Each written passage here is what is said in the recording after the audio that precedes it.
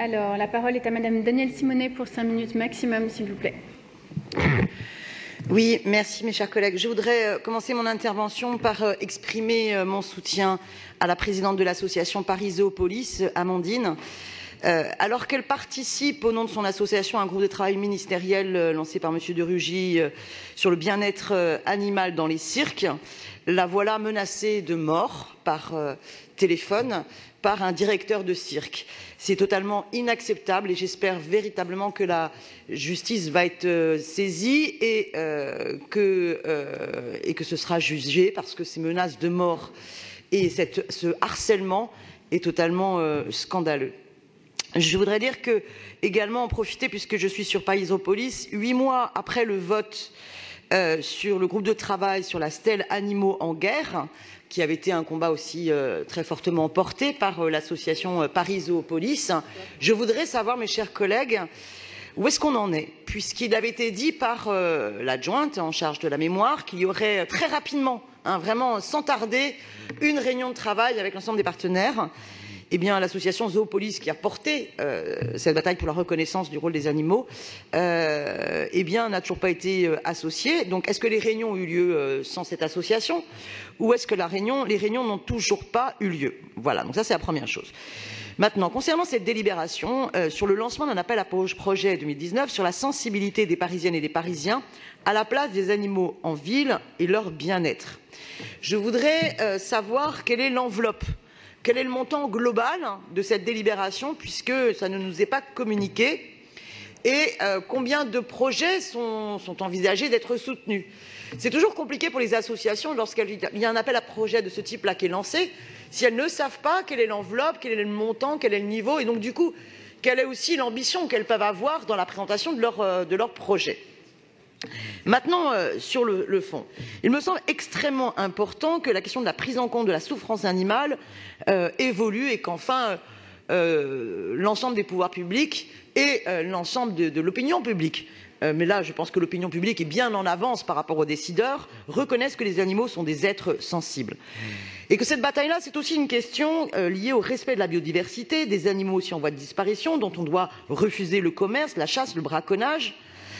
Et aussi une prise en compte, bien, que les animaux ne sont pas des objets de loisirs ou des objets à consommer, des utilitaires pour l'homme, et comprendre qu'on doit évoluer ce regard. Je dirais une magnifique citation que j'ai retrouvée de Louise Michel, qui pour elle, vraiment, cette question est une question de fond, une question de civilisation, et qui disait déjà à l'époque, plus l'homme est féroce envers la bête, plus il est rampant devant les hommes qui le dominent.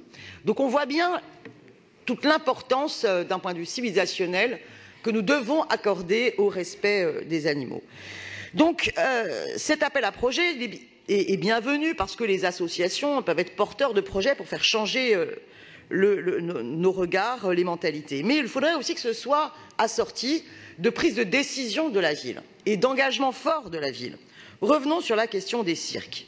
Je ne comprends pas que nous ne soyons toujours pas en capacité d'interdire les cirques avec animaux sur Paris, voilà.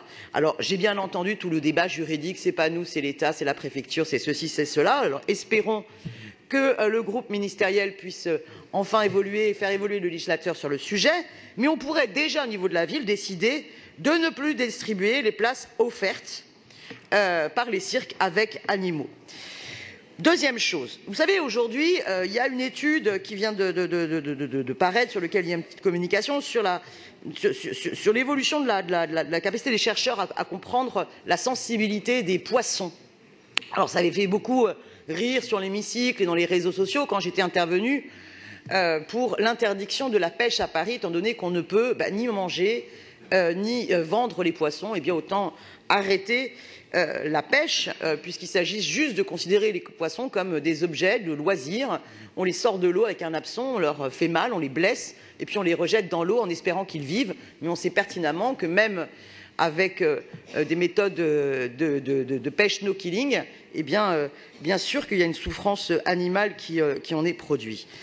Il me semble important que la ville soit exemplaire. J'avais proposé à d'autres conseils, lorsque nous débattions de ces questions-là, qu'il y ait véritablement une direction de la condition animale avec un adjoint ou une adjointe sur la question des animaux en ville, parce que ce thème, à mon avis, est transversal.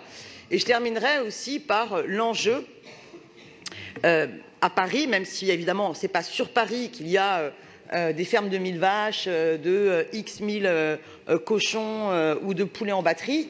Pourtant, à Paris comme ailleurs, évidemment, on mange. Voilà, à Paris comme ailleurs, notre rapport à la consommation interroge notre rapport à la condition animale et notre rapport aussi donc à l'ensemble du vivant.